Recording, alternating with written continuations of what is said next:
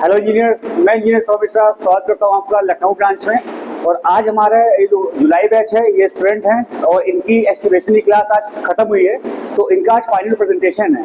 तो आज के इस वीडियो में ये अपना प्रेजेंटेशन देंगे और इनको एक एक टॉपिक दिया गया है और एक एक टॉपिक के बारे में आपको ये डिटेल में आज ये बताएंगे। तो आज हमारे जितने भी व्यूअर्स हैं ये इनको देखेंगे कि इन्होंने जो इनकी भी जुलाई से 15 दिन से क्लास शुरू हुई थी और इन्होंने इस 15 दिन में क्या क्या चीज़ें सीखी हैं वो आज अपने डिटेल में अपने वीडियोस में आपको बताएंगे। तो एंड तक आप वीडियो में बने रहिएगा जिससे आपको समझ में आएगा कि सिविल गुरुजी की ब्रांच में किस तरह से ट्रेनिंग चल रही है और बच्चे किस तरह से अपनी ट्रेनिंग को परफॉर्म कर रहे हैं और कैसे कैसे चीज़ों को सीख रहे हैं।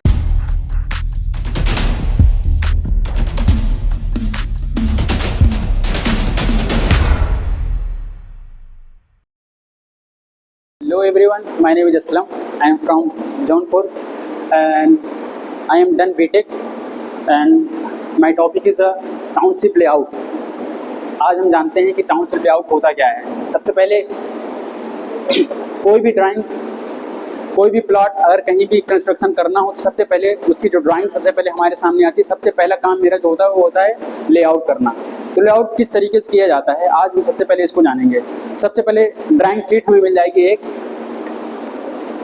एक प्लॉट होगा हमारा और उस प्लॉट का कुछ एरिया होगा।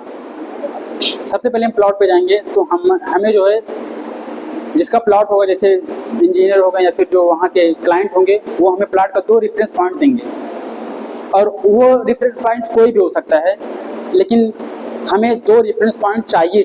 बगैर इस रेफरेंस पॉइंट के हम कोई भी लेआउट कर नहीं सकते हैं। जब भी हमें लेआउट करना होगा तो ये 2 रेफरेंस पॉइंट हमें चाहिए होता है। तो सबसे पहले हमें 2 रेफरेंस पॉइंट देंगे, ए और बी। इसकी कुछ दूरी होगी, मिनिमम या मैक्सिमम जो भी होगा। इस दोनों डिस्टेंस को हम सबसे पहले नाप देंगे कि कितनी दूरी है दोनों की। उसके बाद एक रोड होगा और रोड से जो है 4 मीटर की दूरी पर हम एक सेटबैक देते हैं। ये सेटबैक किस लिए होता है? सेटबैक इसलिए होता है कि जैसे कभी आगे कुछ पेड़ पौधे लगाने हुए या फिर उधर से जो है नाली वगैरह जाना हुआ या फिर ड्रेनेज वगैरह का कुछ करना होता है, तो इसलिए हम 4 मीटर का सेटबैक हमेशा छोड़ देते हैं। या फिर कभी रोड की चौड़ा और कुछ आगे कुछ काम करना हो उसके लिए हम सेटबैक को ज़रूर छोड़ते हैं। तो 4 मीटर या फिर कुछ भी ये उस टाउन के हिसाब से किया जाएगा कि वहाँ क्या चल रहा है क्या नहीं चल रहा है, उस हिसाब से हम जो है अपना सेटबैक छोड़ देते हैं। तो मान लीजिए ये सेटबैक मैं छोड़ रहा हूँ 4 मीटर। अब यहाँ से 2 रेफरेंस पॉइंट लेते हैं हम। अब इस रेफरेंस पॉइंट की मान लीजिए कुछ भी डिस्टेंस है, मान लीजिए ये 15 मीटर है, एक डिस्टेंस ले रहे हैं। अब सबसे पहले हम क्या करते हैं, पाइथागोरस प्रमेय थ्योरम है। इस थ्योरम के थ्रू हम अपने पूरे लेआउट को, जितना हमारा लेआउट होता है प्लान, सब पूरे लेआउट को इसी पाइथागोरस थ्योरम के थ्रू हम करते हैं। सबसे पहले रेफरेंस पॉइंट जो होता है, इस रेफरेंस पॉइंट से मान लीजिए यहाँ टेप की 0 मेजरमेंट लेकर चलते हैं और सेकेंड पॉइंट पर जो है एक मेजरमेंट लेकर चलेंगे हम। अब इस मेजरमेंट को यहाँ से लेकर नाप लेते हैं सबसे पहले। अब हमें इसको मान लेते हैं बेस पॉइंट। ये हमारा सब ये होता है, ये बेस पॉइंट होता है। सबसे पहले इसको बेस लाइन, जो हमारा रेफरेंस पॉइंट होता है, यही हम अपने आप को बेस मान के चलते हैं इस रेफरेंस पॉइंट को। अब बेस से जो है यहाँ से भी एक हमें एक दूरी दी होगी, क्योंकि प्लॉट का एरिया है तो उसकी डिस्टेंस, हाइट और विड्थ दोनों चीज़ दी होगी। तो मान लीजिए बेस पॉइंट हमारी लेंथ हो गई और ये हमारी विड्थ हो गई। ये है मान लीजिए 9 मीटर। अब पाइथागोरस थ्योरम कैसे लगेगा यहाँ पर? अब मुझे जो है मान लीजिए कि इस डिस्टेंस को नापना है कि ये एरिया हमें निकालना है, H। ये H हो गया, ये P हो गया और ये B होगा। ये बेस पॉइंट, ये हाइपोटेन्यूज, ये परपेंडिकुलर। अब परपेंडिकुलर मेरा है 9 मीटर और बेस पॉइंट हमारा है 15 मीटर। अब हमको ये पता है नहीं अभी हाइपोटेन्यूज कितना है, तो इसको याद करने के लिए हम क्या करते हैं, सबसे पहले पाइथागोरस थ्योरम लगाते हैं, जिसका फार्मूला होता है H = √v² + p²। अब v² हमारा है 15² और प्लस 9 का होल स्क्वायर। अब दोनों का हम आप बता दीजिए।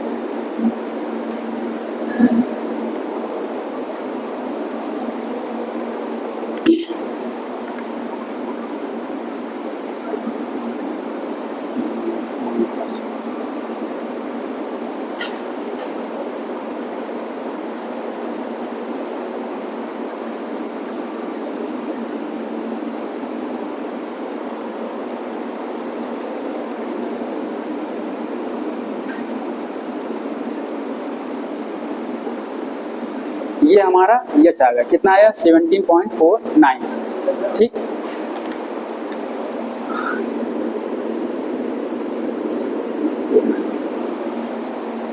अब ये हमें पता चल गया। अब हम क्या करते हैं, सबसे पहले टेप को जो है 0 पॉइंट पर रखते हैं।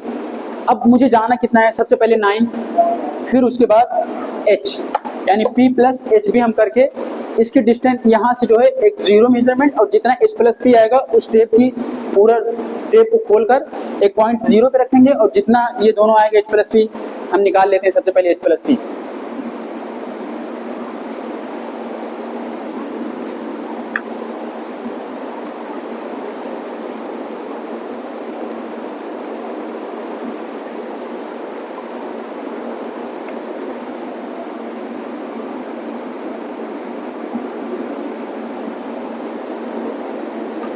अब ये हमारा आ गया h प्लस पी 26.49 मीटर।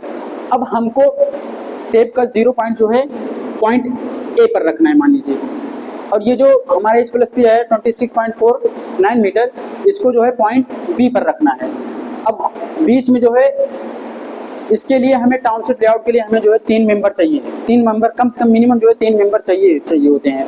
क्यों? एक मेंबर जो है टेप को 0 पॉइंट पे पकड़ेंगे, और दूसरे मेंबर जो है पॉइंट बी पर, और तीसरे मेंबर को जो है पॉइंट सी को खींचकर जो है उस मेजरमेंट तक लेकर जाना होगा। तो हमारा जो है ये परपेंडिकुलर 9 मीटर है, तो उनको हमारा जो पॉइंट तीसरा मेंबर है वो पॉइंट सी पर 9 मीटर टेप को पकड़कर जो है खींचेंगे, और यहाँ एक कील मार देंगे, और कील मारने के बाद जो हमारा फिर एक पाइथागोरस मतलब एक ट्राइंगल बन जाएगा, एक ट्राइंगल बन जाएगा, और इसी पे हम अपनी कील को मार देते हैं। अब फिर सेम प्रोसेस यही करना होगा हमें दोबारा। अब हमें h को जो है ये कितना है 17.49 मीटर। अब सेम टेप को जो है 17.49 मीटर पर पकड़कर यही मेंबर सीधा खींचते हुए यहाँ लेकर टच कर देंगे।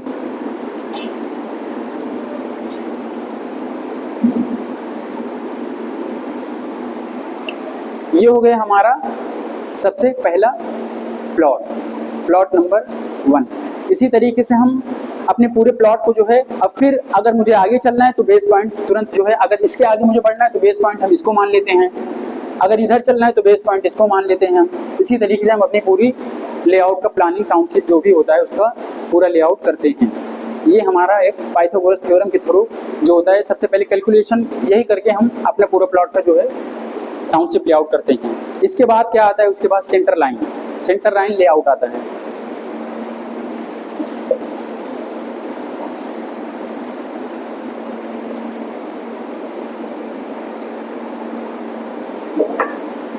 Centre line layout same layout की तरह होता है, पर थोड़ा सा डिफरेंस इसमें होता है। डिफरेंस यही होता है कि हम जो लेआउट करते हैं इसमें जो है एक प्लॉट का लेआउट करते हैं, लेकिन सेंटर लाइन लेआउट में हम जो है कॉलम का जो है कॉलम का लेआउट करते हैं। यानी हमारा कॉलम जहाँ जहाँ को उसका सेंटर लाइन जो कहाँ हमारा मेन कॉलम होगा उसकी सेंटर लाइन को हम सेंटर लाइन लेआउट के थ्रू जो है उस प्लॉट का पूरा हर जितने कॉलम है सारे कॉलम को हम मतलब अपने प्लॉट पर जो है उसको दिखाते हैं कि कहाँ कैसे है। तो सेंटर लाइन लेआउट में क्या होता है, सबसे पहले पूरा जितना हमारा एरिया होता है पूरा टोटल पूरे एरिया को हम, जैसे मान लीजिए हमारा एरिया है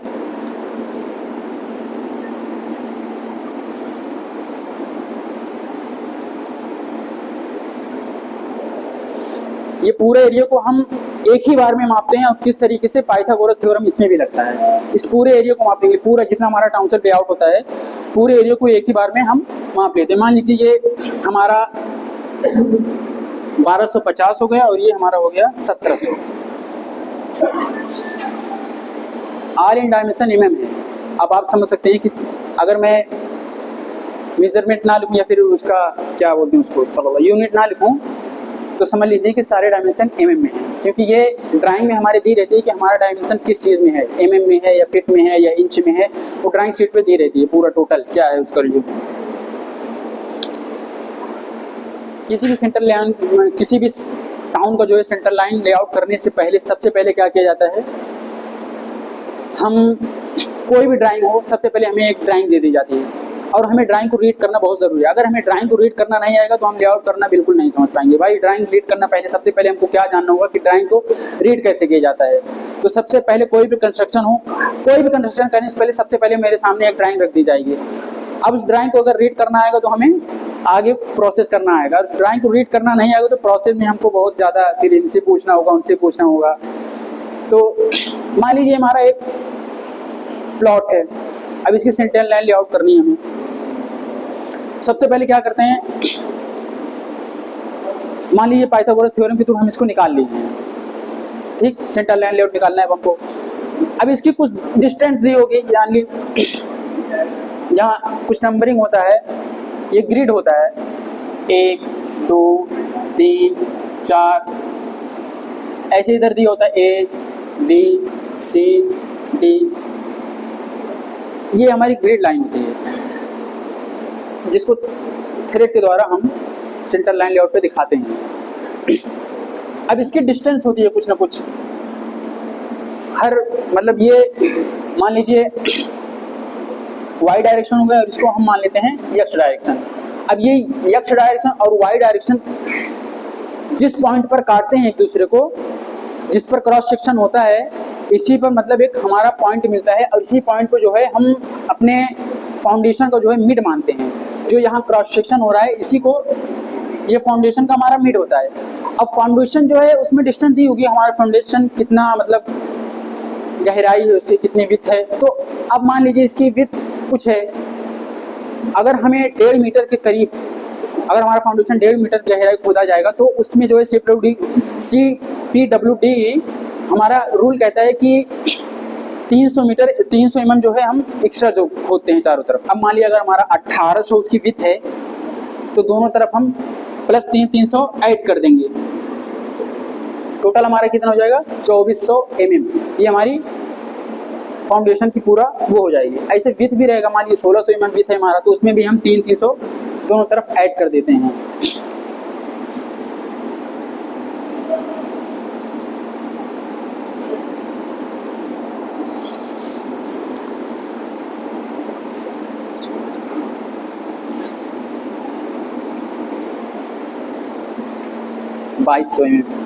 ये हमारी लेंथ और विड्थ आ गई। अब अगर 1.5 मीटर से ज़्यादा अगर हमें फाउंडेशन होना है तो CPWD कहता है कि उसकी जो एक्स्ट्रा हम उससे ज़्यादा एक्सकवेशन करेंगे वो होगा मतलब 750 mm, 750 mm एक्सकवेशन करते हैं। अब यही है हमारा तरीका। ऐसे ही हर पॉइंट पे जो है मतलब एक डिस्टेंस होगी हमारी, थोड़ी थोड़ी दूरी पे डिस्टेंस लेते चले जाएंगे और उसको क्रॉस सेक्शन पॉइंट पे x और डायरेक्शन और y डायरेक्शन पर एक क्रॉस सेक्शन एरिया जो जहाँ जहाँ कट करता रहेगा वही हमारी हो जाएगी कॉलम की मिड पॉइंट हो जाएगी, और उसी पे हम जो है अपना एक्सकवेशन करते हैं। अब जैसे ही हमारा पूरा सेंटर लाइन लेआउट हो जाएगा तो हम पूरे थ्रेड्स को बांधते चले जाएंगे और हर जगह जो है अपने सेंटर लाइन लेआउट करने के पहले कुछ जो है आइटम्स की ज़रूरत होती है। जैसे उसमें नेल्स हो गए और थ्रेड्स हो गए और लाइम हो गए और जो है एक मेजरमेंट टेप होता है। इन तमाम जो है आइटम्स की यूज़ ज़रूरत पड़ती है। तो इन सबको हम जब भी जाएंगे तो इन तमाम मेजरमेंट अपने इंस्ट्रूमेंट को लेकर जाएंगे फील्ड पर और तब जाकर हम सेंटर लाइन लेआउट करते हैं। अब ये हमारी डिस्टेंस दी होगी कि कितना कितना है, एक पूरी डिस्टेंस जो है हमारी फाउंडेशन तक, एक दूसरे से फाउंडेशन तक जो है पूरी डिस्टेंस हमारी दी रहती है। अब इससे यहाँ तक डिस्टेंस कितनी है वो हमारे जो है ड्राइंग शीट पर दी रहेगी हमेशा। तो इसकी डिस्टेंस आपकी ड्राइंग शीट में जो है 1100 mm है।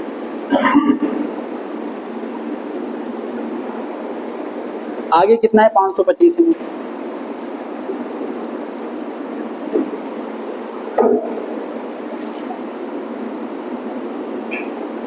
ऐसे ऐसे आपकी पूरी ड्राइंग दी रहेगी। यहाँ भी इसकी डिस्टेंस दी रहेगी कितना कितना क्या है 1500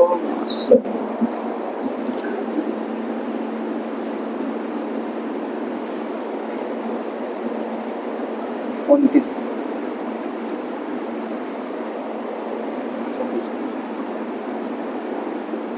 अब मान लीजिए आपकी अब पूरा डिस्टेंस आपको पता है कि ये टोटल हमारा 1250 और ये टोटल हमारा 1700 mm है। अब जैसे यहाँ से सबसे पहले हम अपने जो है किल को मारेंगे। नेल जो होता है, एक नेल यहाँ पर हैमर होता है, उसमें हैमर का भी यूज़ किया जाता है नेल को प्रेस करने के लिए। तो यहाँ पर सबसे पहले हम अपने नेल को मारेंगे और इस पूरी डिस्टेंस को लेते चले जाएंगे। एक पूरी हमारी जितनी मेजरमेंट है, टेप को अपना पूरा फैला लेंगे 1700 मीटर, यहाँ से लेकर 0 पॉइंट से लेकर 1700 मीटर तक हम फैला लेंगे। अब यहाँ 1100 है तो 1100 प्लस उसमें इतना ऐड करेंगे कि 2500 525 कितना हो रहा है, फिर वहाँ पर मार्किंग मारेंगे, फिर उसको आगे ऐड करेंगे। ऐसे ऐड करते करते हम पूरा अपन यहाँ तक पूरा ले लेते हैं और मार्किंग देते चले जाते हैं, नेल को मारते हुए चले जाते हैं। यहाँ भी वही सिस्टम होता है कि यहाँ से एक साथ 0 मेजरमेंट से लेकर टेप को पूरा फैला देते हैं 1550 mm तक। अब जितनी मेजरमेंट है यहाँ पर एक नेल मार दिए, उसके आगे फिर इसको ऐड कर लेते हैं, जितना आएगा यहाँ पर मेजरमेंट ऐसे अपनी किल को मारते चले जाते हैं। अब जो किल मार दी है, मान लीजिए एक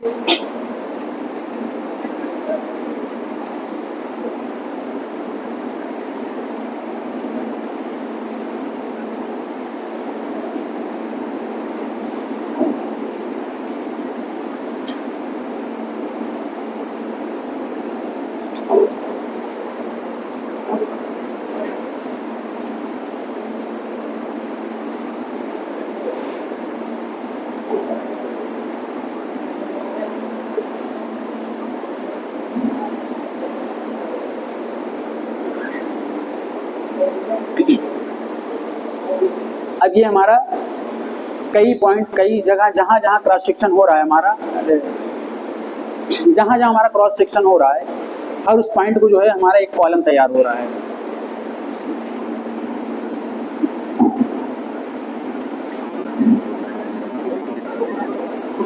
ऐसे मान लीजिए पूरा कॉलम तैयार हो रहा है हमारा। उसके बाद जो हमारी मतलब फाउंडेशन के टाइम में तो डिस्टेंस दे रहेगी, कितना विड्थ कितना विड्थ, उसी तरीके से हम ऑब्जर्वेशन करते चले जाते हैं। यही हमारा सेंटर लाइन लेआउट है।